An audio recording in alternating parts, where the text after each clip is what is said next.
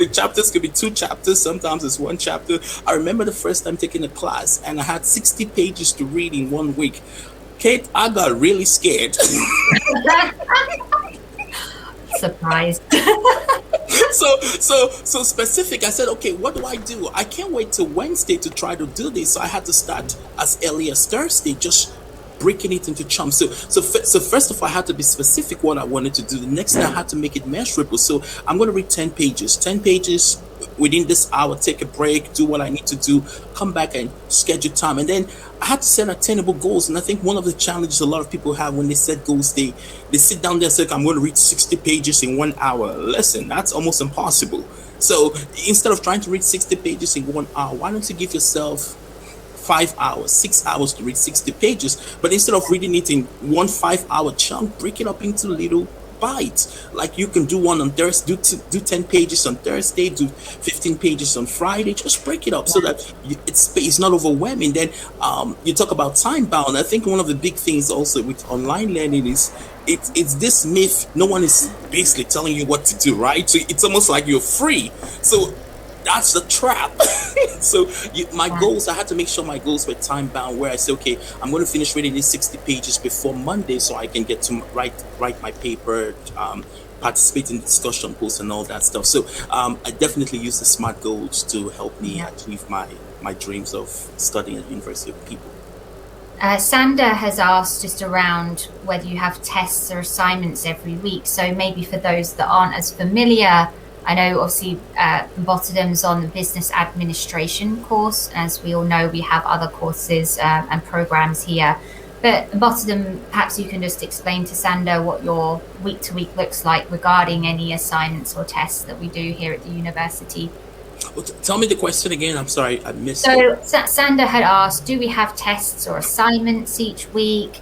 Perhaps you can just explain in your words how it works at the university around what you have to complete each week. Okay, so each week you basically have reading assignments. So it could be a chapter. Sometimes some teachers give you 2 chapters, and so when you have the chapters, once you're done with the chapters, they have a discussion post.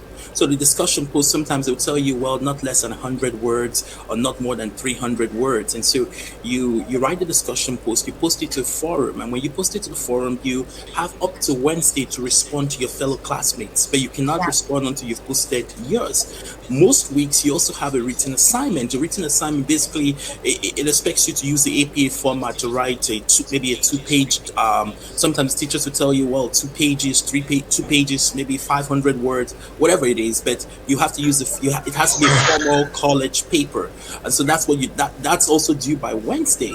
What most classes would do is they have which is due on Thursdays, what they call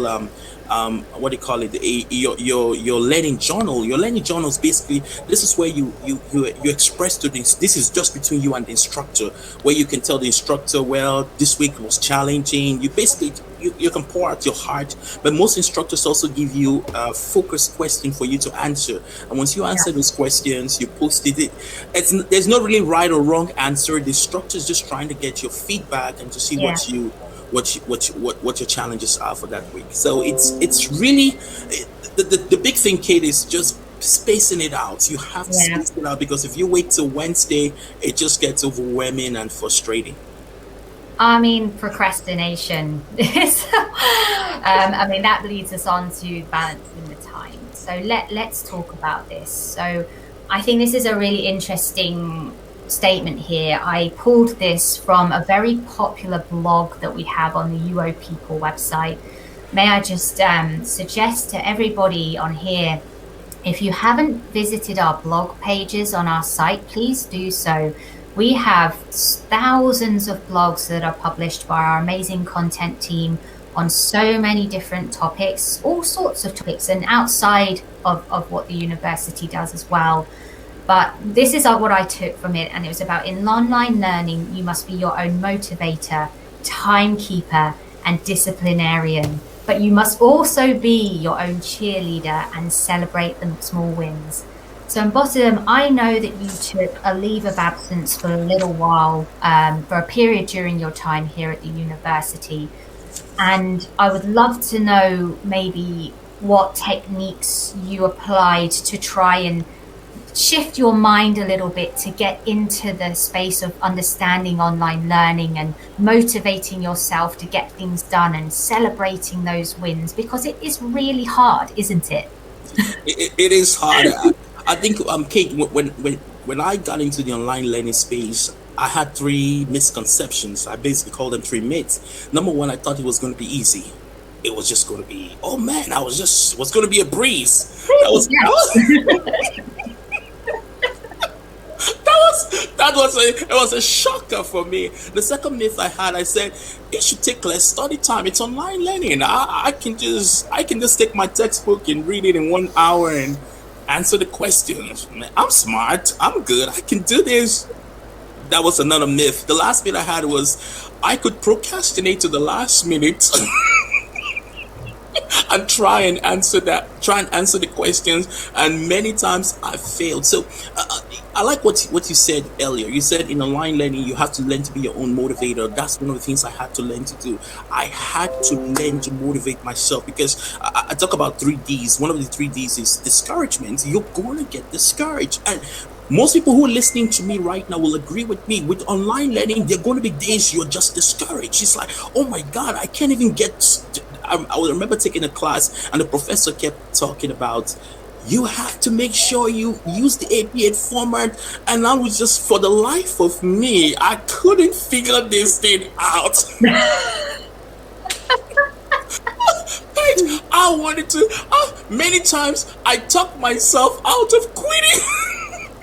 Oh So my, you have to be your own motivator. Next thing, yeah, you gotta keep time. That's one of the things I had to learn. I had to learn how to manage my time, because life was happening. I have my work, I have business, I have everything going on, and then I had to learn to be disciplined. I think that's the biggest thing, especially when you take time off work, off school, and coming back.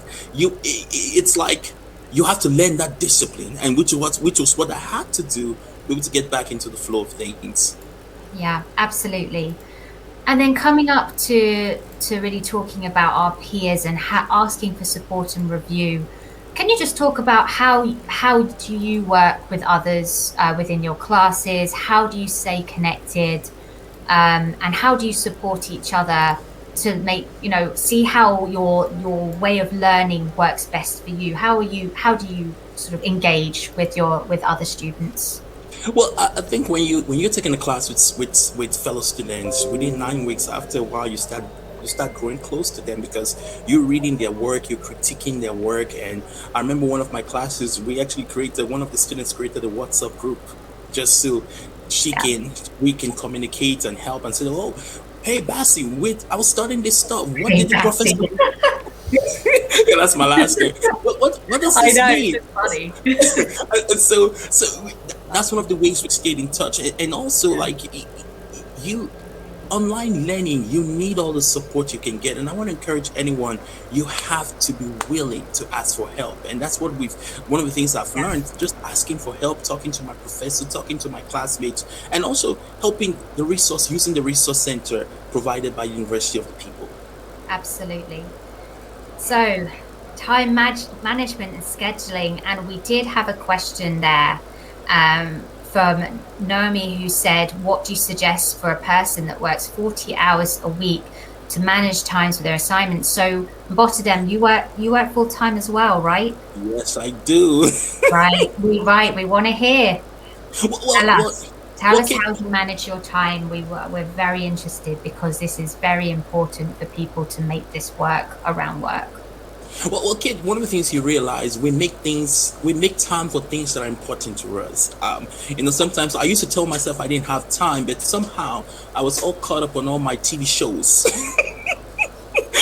I was caught up on talking on the phone for hours, and so when when school becomes more important to you than all those things, you now have to create the time. So you work 40 hours, for example, you work a 9 to 5 job, or maybe you work the overnight shift. After you come back from work, what create time? You have to, okay, Kate, most of the people who are listening to me, they have a doctor's appointment, they have it scheduled on their phones, they have it scheduled on the calendar. So you have to schedule time for study. It's Yeah. not going to be perfect. Find out what works for you and begin to use it. Do Yeah. more what of what more, do more of what works for you. And that's how you get success. That's how you're able to manage your time. It's not going to be easy at first, but with practice and help, you can make it work. And also, one before we move on, Kate, one of the Yeah. things you can also do, we all have program advisors. Your program advisors, they're Yeah. here to help you with such things. So if you have challenges with managing your time, reach out to your program advisor and ask for help. Yeah, absolutely. Thank you, and Bottom. And also, just a few comments just from the chat. If any of you have experienced any connection issues or have missed any of this, or need to leave early because you have other commitments, as we're talking about time management, you will all be emailed the recording of this, which you can watch in your own time. So everybody who has registered, you will receive a copy of this webinar to watch after the session. So leading on from time management, let's talk a bit about procrastination. I am terrible at procrastinating, and one of the things they try and advise here, and again at UO People, we have lots of resources available through student services to try and help people with their online study. All we want to do is see you succeed. It's in our interest. We want to help you and make sure that you succeed. So we are here to support you, like Boston said, your program advisors, your structures and or instructors, and your peers. Boston, are you a procrastinator? Or have you been in I the don't past and you've been able to change it? I don't want to say that on camera, you know. But you know, this is a safe space. But if you are, have you found techniques of maybe shifting things around? Because obviously you have certain amounts of time to do your work that's required then by the deadline. Have you got any tips for any of us procrastinators out there Oh that no, can well, come to help? well, I'm a big procrastinator, especially with online learning. I When I took my first few classes, I had to learn the hard way because I waited till Wednesday. And oh my God, I did meditation, I did prayer, I did all kinds of stuff on Wednesday to get through because I waited to redo all the reading and the writing. And after taking one or two classes, I had to learn. And so, for those of us who like to procrastinate, this is what I would say: listen, know yourself. Don't deceive yourself. Don't Yeah, lie to yourself. Say, okay, I'm a procrastinator, so I'm going to start early in the week. And just one of the things I do, I schedule everything on my phone. To schedule yeah, what you want to do. So, for example, if you know you like to procrastinate, because this is another myth, right? Some people say, well, I do my best work when I'm under pressure. Have you ever said that, or have you ever heard that? I do my best work when I'm under pressure. I used to say yeah. that to myself, and it was not really good because No, I would turn in papers that had a lot of typos and misspellings because I didn't have time to proofread. So what I started doing was I created artificial deadlines. So one of the things you want to do is create artificial deadlines. So instead of waiting for Wednesday, just say, okay, my deadline is Sunday. I'm going to get my assignments done by Sunday, and then schedule time to study and do it. But when you feel tired or you feel overwhelmed, take a break. Go run, go exercise, talk on the phone with someone, then come back and get back to reading. But you have to give yourself time to you have to give yourself time. Don't wait till the last minute, especially if you're a procrastinator. absolutely. Just to note for some of you that I know that mine and Bottom's lovely faces seem to be blocking some of the titles of our presentation here. If anybody of you would like this presentation, we can also issue that to you as well.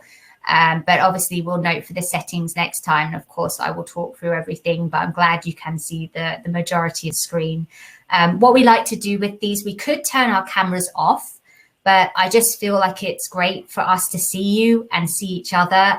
There's so much that we just don't get to see each other right now. So I am going to keep the cameras on.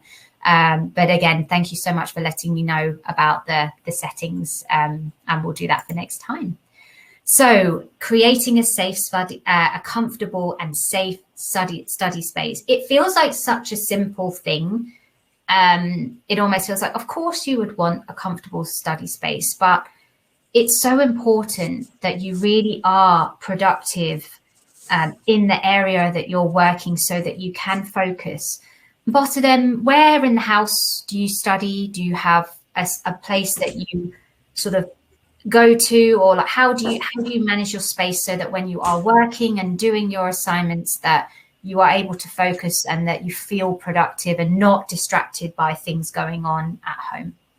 Well, I do have. There's studies that have shown that you need to have a dedicated place because, for example, the studies that show if you go on your bed, you immediately your your body knows it's time to sleep. So also with study, I have a safe place where I can study. So when I get there, my body knows, okay, this is a place for study. So creating a study place environment is very, very important. Take the distractions down, and find a place that's quiet. It's important. That's one of the things I do have a study place. In fact, I like the picture you have right there. Mine looks almost like that, where I have my laptop, I have my desk is clean because I don't want distraction. Clutter distracts me. And so yeah, I do have a place for study. Yeah, perfect. Oh, and before I move on, one thing I forgot to mention just about this slide is on the picture here. Prince X is one of it's an Instagram handle, but it's actually one of our students based in India. We recently did a challenge on influative. So for any of you that are with us right now that have not heard of being part of the Student Ambassador Program, where you will be invited onto our platform Influative, please consider joining us on there, because we post all sorts of challenges where we ask for people to send us content for our social media. And this comes from our study space challenge that we did recently. And we posted lots of pictures on Instagram of people's study spaces. I don't know about you and Rotterdam, but I am very nosy and love looking at people's study spaces. I'm just obsessed with it. I love it. It's just so interesting, and seeing the views. I mean, it's great. So always good to see where people are studying from. As we know, you can study anytime, anywhere, as long as you have an internet connection. So it is super easy to study with us. So thinking about work, again, going back into work and talking about schedules, something that we like to recommend is just, again, for those of you maybe that are still living at home, living with family, talking about your schedules with them, asking for any advice that you have. And we always feel that it's a great thing to maybe start, particularly if you're new to the university, starting with a few less hours per week and building yourself up in terms of how many courses you take. And Rotterdam, did it take you some time to sort of build yourself up? Was there any conversations that you needed to have with your family to say, okay, these are the hours that we could spend together, these are the hours I need to study? I'm just interested to see how you kind of worked it around becoming an online student and changing your lifestyle at home a little bit. Oh, definitely. I think one of the things that's the biggest thing you have to do. I had to have the conversation with my wife. Okay, this time I'm studying, I'm busy at this time. Okay, it's because I'm working, I'm doing other things, but I needed to have my study time. But also, I think it's a conversation that's necessary. But also, you said something about working the hours. Most people when they get back to school, they want to go hard. I want to take Yeah, go full time. That's the biggest mistake you can make, especially when you've been out of school for a while. One of the things I noticed, Kate, I'll tell you this. One of the things I noticed was if I take one when I started out taking one class, I could get an A with one class, but if I took classes, I would get B's on them. So I yeah, had to basically get my reading back. So when you're out of school for a while, start easy, go easy, take one class. Because what you're doing, especially when you've been out of school for one semester, one term, two terms, you lose the reading, you lose the momentum. So you want to get back that momentum. To get back that momentum, you want to start slow and just steady. Get yeah, back your reading times. Get back how to, because sometimes it's also in the mind. It's a mindset. How because even studying, sometimes studying you need that concentration. And if you've been out of school for a while, you forget how to do it. So you want to get back that reading. So starting yeah. easy, slowly, steady is very much recommended. Yeah, absolutely. I know we've kind of talked about this already, so we won't go, we'll go quite quickly here, but we've talked a lot about working while attending school. And just to reiterate that 98% of our enrolled students also work, just like Emboston does, and many of you. And it's all, we've talked about this already. It's just about finding support, advice. Everybody understands this is what makes it so different to study with University of the People compared with other traditional universities, because so many of us are balancing personal commitments, work, and study. That's why so many choose to go to online study. But on bottom, again, just to reiterate, have you found a lot of support from the people in your classes and that you work with, and you help each other and understand each other's situation, that it's hard work, but you keep going?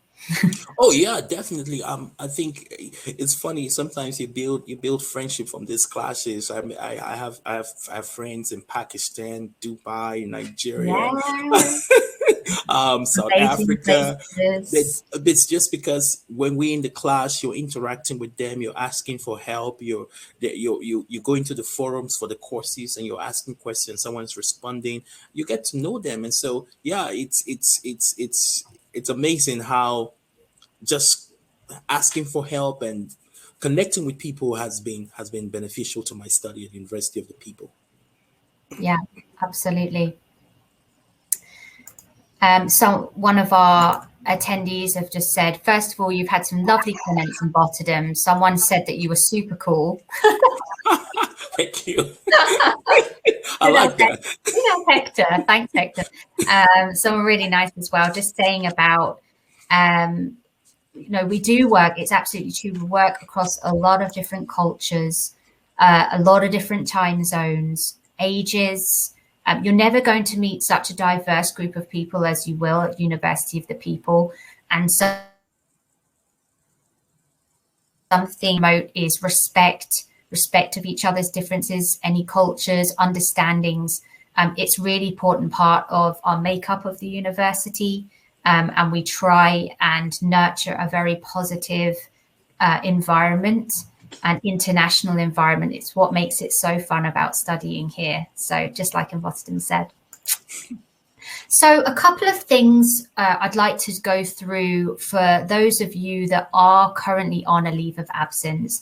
And if you are on a leave of absence, we very much have built out this webinar, especially for you. Some students today have joined us who are, our students are not on a leave of absence. But for those of you that are, we very much would love to have you back and to come study with us. So if you would like to do that, what needs to happen is this. You are going to receive an email from our student services team very soon that's going to give you a selection of dates. Those dates will be very particular. So please follow that email and log into the portal. Once you've logged into the portal, I'm going to show you a few screen grabs because the portal may have, it's been updated and upgraded this year. So it may look a little bit different to what you've been used to. But then you need to go in and enter your courses and start the registration process. Now, for any of you that have not received, do not receive the email, and it will be sent after this webinar as well. So please look out for it in the coming weeks. Please then contact your program advisor if you have not received the email for any concerns. So in terms of how we look, we've had a facelift. It looks amazing. As we always like to invest in our technology, being an online university. This is what the new registration page looks like. Everything should be very, very straightforward. This is just a test example of what we have here. But again, you just follow the portal instructions, very, very simple. As you go through, this is about how you select the courses. Please note these examples here, we took them from foundations courses. So please don't worry if you think, oh, this looks very different. This is from foundations. Once you confirm your registration, please then wait for your approval. So your approval could come anything from 24 hours or more, or up to a week. It really depends. As you know, we manage a lot of new students processing. So please do be patient and we will get that approval to you to get you onto those courses. And again, any concerns that you have your program advisor team. And we very much look forward to having you back. And any questions that you have, you know where we are, and we're here to help you. So that's the portal process. Please look out for your emails, those of you that are on leave of absence, and we really hope to have you back very, very soon. So a couple of updates whilst we have you. Some of you may not be in tune with what's been going on in the university in the last couple of months, so I did want to give you a couple of updates. So this this was back over in February, March. We had some super exciting new partnerships that were announced. Partner universities. Harvard Business School Online is now an official university partner, as is McGill University, one of the best universities in the world in Canada. We also have IFAT University and the LIU, Long Island University. So we have had those universities add where we have very specific agreements with them to benefit our UO People students, to give you even more opportunities and platforms to study with us, or maybe go on to study with partner universities. In addition to that, since then, we have had our bachelor's degree launched in our Arabic division. So we now not only offer an associate's degree, we offer a bachelor's degree. We are the first American university to do it. Isn't that so cool? Wow. So we're super excited to offer that. And we have recently launched certificates as well. So we now offer health science and business administration certificates. They will be rolled out to our current students in due course, but right now they're for our new students coming in. But for that's obviously on offer for those that cannot afford the time. Particularly, it's for time for investing into a bachelor's degree and associate's degree. We have even more options at the university as well. So isn't that fun? We are just growing and growing. We have over 75,000 students studying with us now. Wow. 75,000, which is incredible. So there's just so many exciting things happening at University of the People, and this is what we want. We really want everybody to come on board with us because it's a very exciting time. So we have around about 7-8 minutes left of the webinar. So let's see if there are any questions. That I know our program advising team have been doing an incredible job answering our questions. So I'm going to just see if there is anything here in Rotterdam to answer. So first of all, well, whilst I look for questions in Rotterdam, how are you enjoying? Can you give us sort of an update as to where you are in your journey right now, and how much longer have you got until you graduate? Well, I think I should be getting my associates probably by this time by July next year, and then I'll have about 2 more years to get my bachelor's. So I'm pretty excited about that. I was hoping to get it done this year, but some certain things came up. But by July next year, I'll have the associates, and then I have about 1.5 to 2 years to get the bachelor. So that's pretty exciting. Yeah, it is really exciting. A question here is just around about note taking, and I think this is a great question. If in Rotterdam you have any thoughts on this, just around Genevieve asked what the best way is to make notes if all the study material is provided to you. Should you make notes given that you're not in a physical classroom? How do you do it in Rotterdam? Do you sort of transfer, and what is your process for when you have all the materials provided? It's a really great question. Thank you. That's a good question. Everyone's going to be different, but for me, that's why it's important to discover your study style. What I do when I study, I like to highlight and say with the textbooks are online, or what the textbooks are, what do you call it?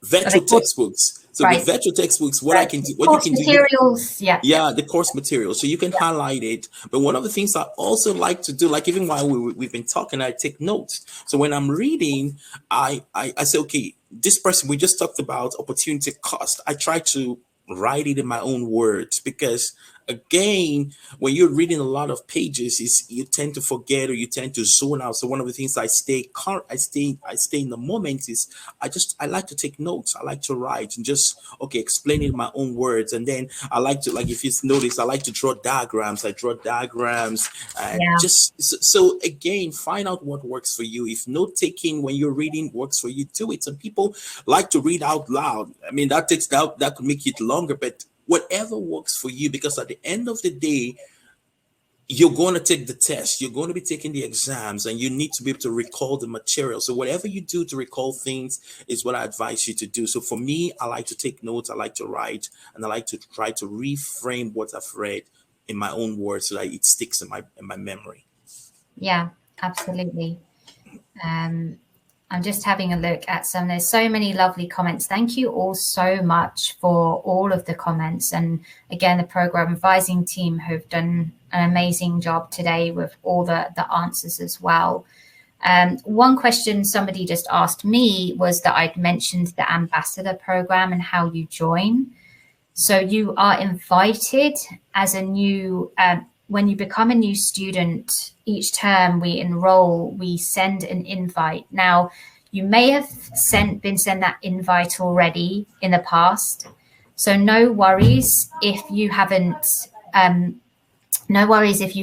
it, or maybe you've missed it. We are going to do another invite, and we're going to put on Yammer coming up. So if you're not already using Yammer application, please do use that, because we post a lot, particularly on our social team. So we will put out another invite on our Yammer coming up, that we can invite you on to our ambassador group, Influitive, and we would absolutely love to help you. Rotimi has said, thank you so much. This is a very interesting webinar. I love this. Thank you so much, everybody. We really, really appreciate these comments. We really just do this. And Botsdem has given his time to us, in addition to all the study, all the work, family life, given that extra time. So we really, really appreciate Hey, it. Kate. Yes. I saw a question from Joseph from Yes. Indonesia. He says, I just want to ask about the routine of studying in University of the People. Well, Yeah.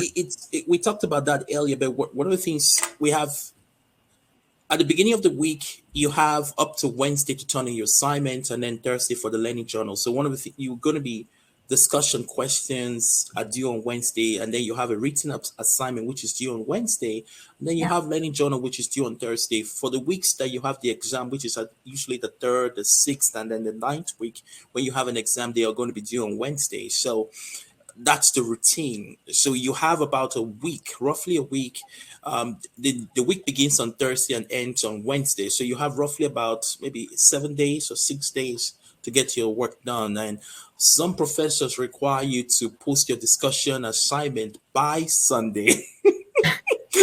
Some professors are lenient on that. They say, okay, just get it done by Wednesday. And so at the end of the day, you just want to make sure you're managing your time, especially with online learning.